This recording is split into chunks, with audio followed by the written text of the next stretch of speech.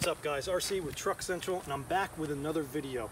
Last week's video was just a little introduction of my new Ram, and what I want to talk about this time is I've had it now for 3 months, almost 3,500 miles, so I just want to talk about some of the things that I may like, may dislike, the mileage and stuff like that. So let's get into it.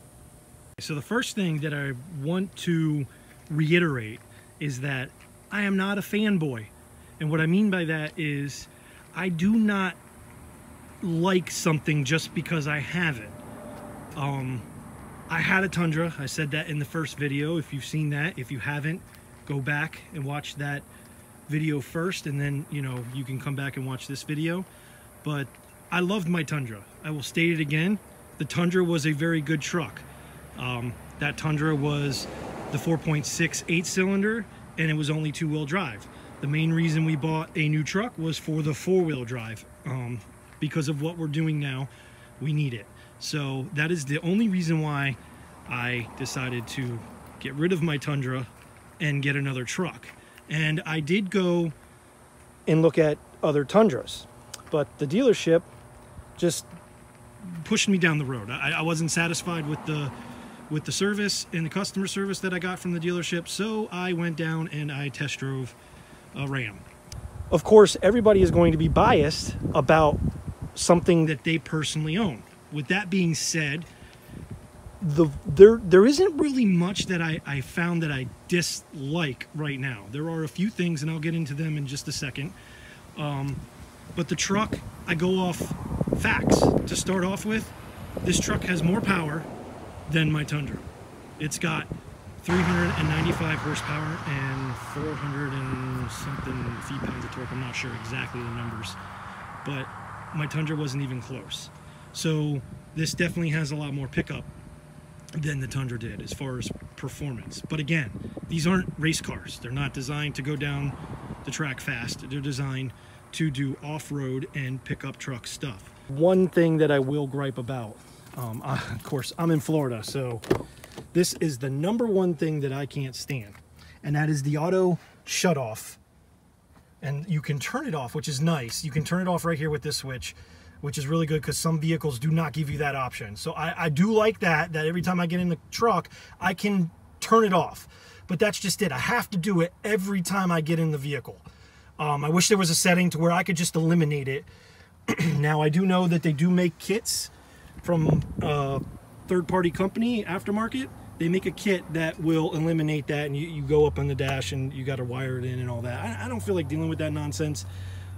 So it's not really a huge issue, but in Florida, when you're at a red light and the truck turns off and you have no AC when it's 108 degrees outside, that sucks, and it gets hot in that cab real quick.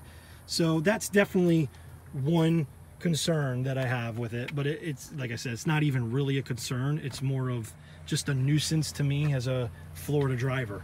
I do have just under 3,500 miles. There's 3,365, I think, is what the mileage that I have currently on the vehicle, and I experienced one issue with the backup camera.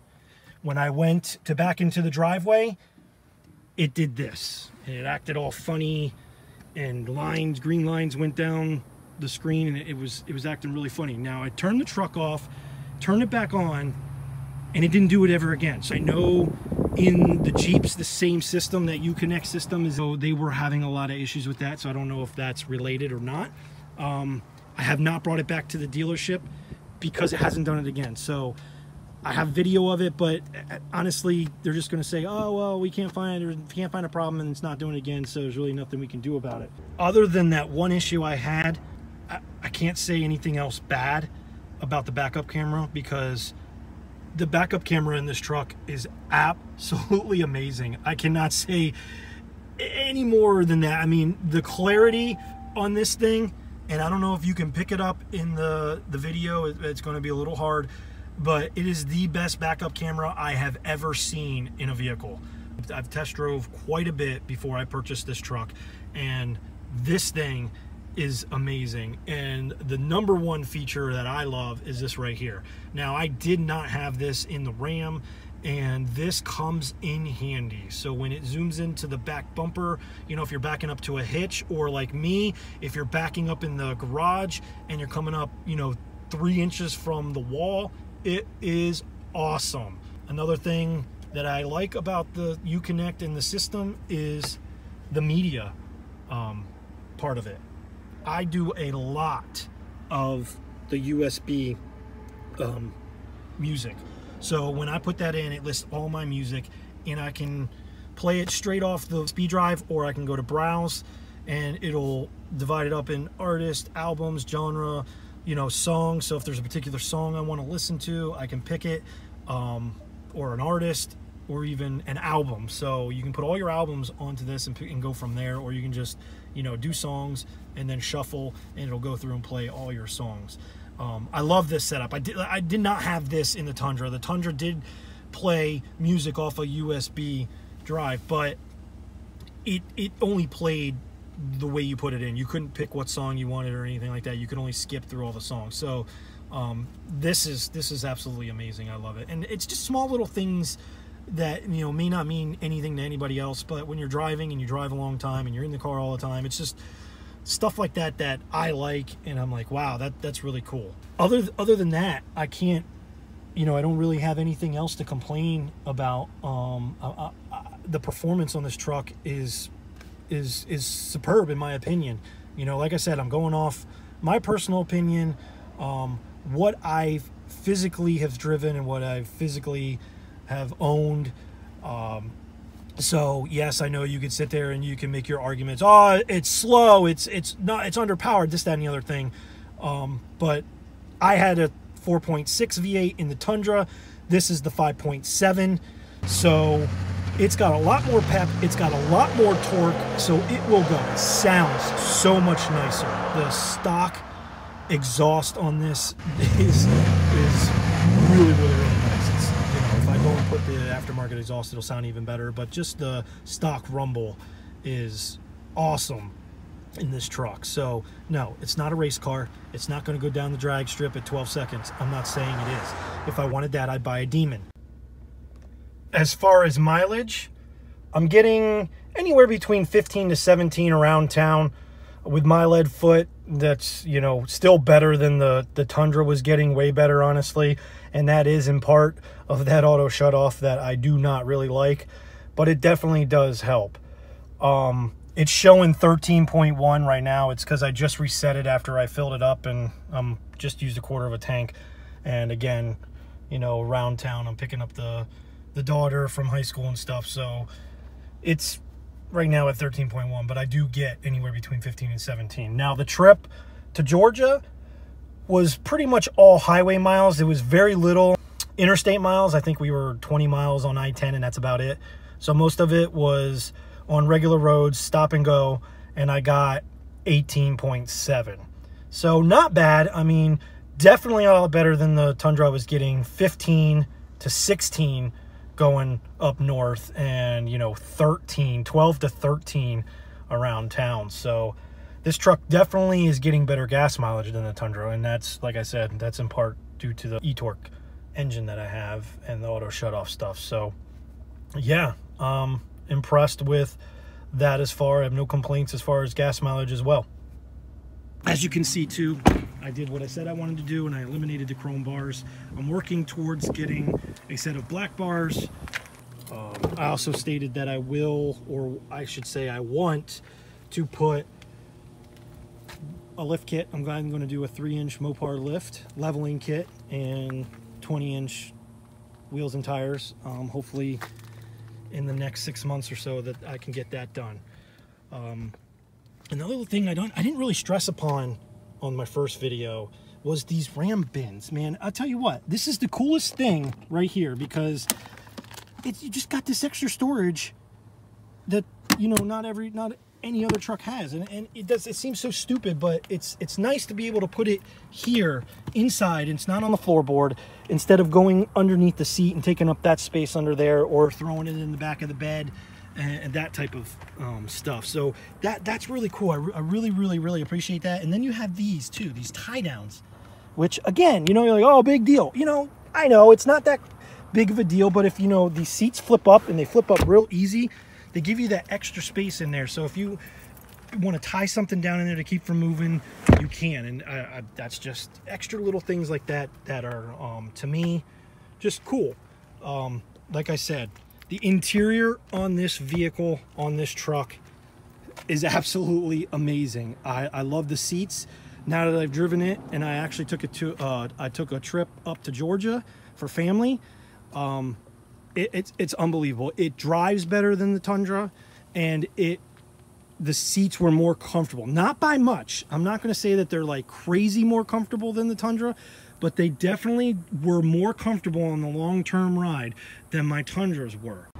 Another feature I didn't really talk about in the first video was the tailgate, the easy no slam and easy up tailgate. Now, this is nothing to really brag about because I think every truck on the market now has this, but I had it on the Tundra. It was the first one that I had in a truck, so it was like the best thing since sliced bread. I don't know why they didn't think about that sooner.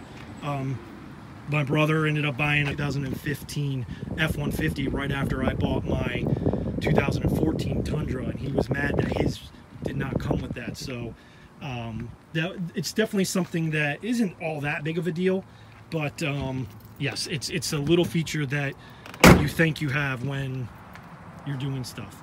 Here's another gripe.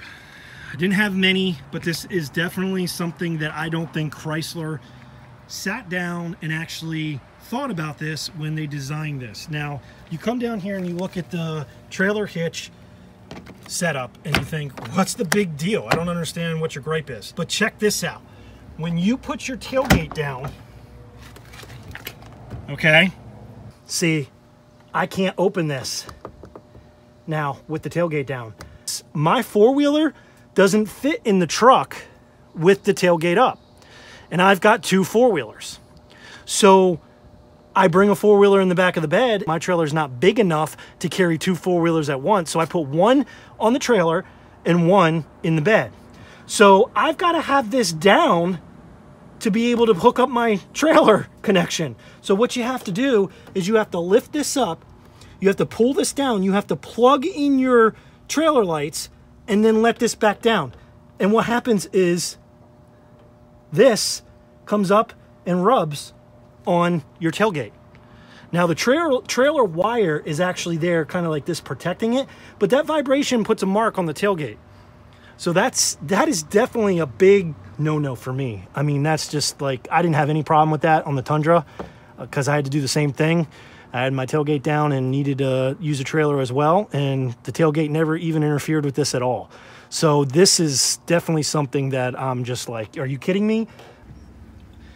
Other than that, guys, I don't have much else to say or complain. I'm going to keep posting new videos and updates on this. I know you guys want to see more videos on this. I'm going to try to do some upgrades to it, maybe some intake stuff, exhaust, tires, wheels, that stuff, but that's down the road.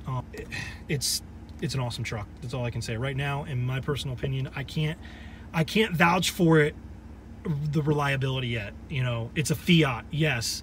It's a Chrysler, yes. It's so I can't vouch for the reliability and the longevity. I only have just under 3,500 miles. Hasn't even done its first oil change yet. So I know you're going to have your comments down below. Oh, wait till you have it for 50,000 miles. Okay, well, I will. I'll see. And I will post more videos with good stuff and with bad stuff, because that's what you guys want to see. I know there's a lot of people like me out there that want to know, is this truck worth the money? Is it worth all the hype? To me right now, yes, it is. But again, I'm a new owner. It's shiny, it's new, it's fancy, and at the moment I'm loving every minute of it. It's like that new girlfriend. So we'll see how it works for me down the road. Guys, hit that like button. Make sure you subscribe to Truck Central, because if you don't, you're not going to get the new videos that come out. I'm going to be putting new videos out. We're going to be uploading some new stuff. So please hit the like button, hit subscribe so you don't miss any of that content. And we'll see you on the next one. Thanks.